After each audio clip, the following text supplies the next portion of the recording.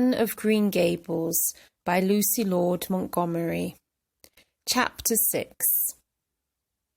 Some weeks later, Diana had a party. She invited Anne and the other girls in her class. They had a very good time. After tea, the girls played outside. "Let's play a new game," said one of the girls. "Let's do exciting things. Who can climb the big tree by Diana's front door?" One of the girls climbed the tree. Then another girl thought of something more exciting. "Who can climb up to the top of Diana's house?" she said. "I can," cried Anne, and she ran to the house. "Stop, Anne," called Diana. "That's very dangerous." Anne started to climb up to the top of the house, but it was very difficult, and suddenly she fell to the ground. Diana ran to her. "Oh, Anne, are you dead?" she said. Anne opened her eyes. Her face was very white. "No, I'm not dead, Diana," she said, "but my leg hurts. I can't walk." Mr. Barry carried Anne home to Green Gables. When Marilla saw Mr. Barry with Anne in his arms, she felt very afraid. Was Anne dead?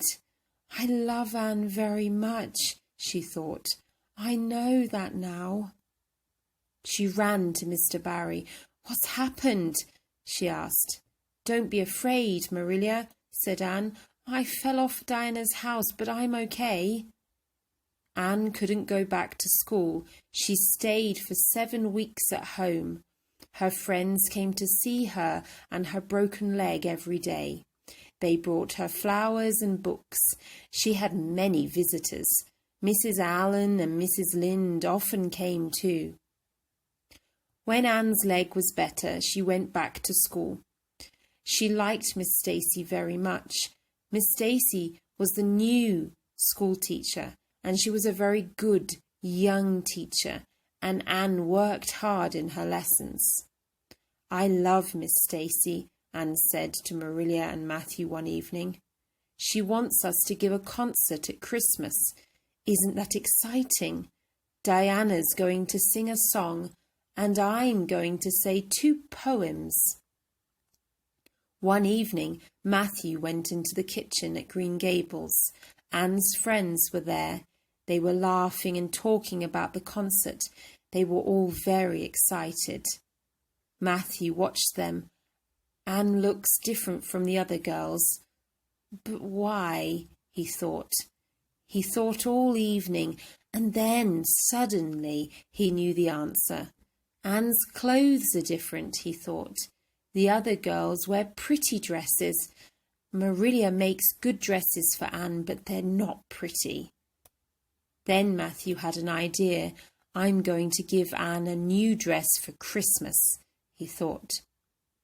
He went to the store in a town and tried to buy a dress, but he couldn't because he didn't know much about girls' dresses.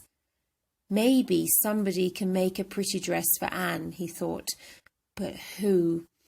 I don't know many women in Avonlea, and I can't ask Marilla. I want it to be a surprise. I know, I'll have to ask Mrs. Lynde."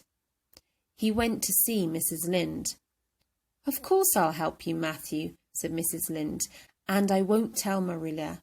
It will be a surprise." On Christmas morning, Anne woke up early. She looked out of the window and felt very happy. The trees were white with snow. She ran downstairs into the kitchen, and Matthew gave her the present, her new dress. Anne started to cry. "What's wrong?" said Matthew. "Don't you like it?" "Oh, yes, Matthew," answered Anne. "I love the dress. It's beautiful. Thank you. I'm crying because I'm very happy." That night, Anne wore her new dress to the concert. She said her 2 poems very well. Matthew and Marilla were at the concert too. Later they sat by the kitchen fire and talked. Anne did very well tonight, said Matthew. Yes, said Marilla. She's very smart, and she looked very nice in her new dress. She's 13 now, said Matthew. One day she'll leave the Avonlea school. We have to start thinking about her future. End of chapter 6.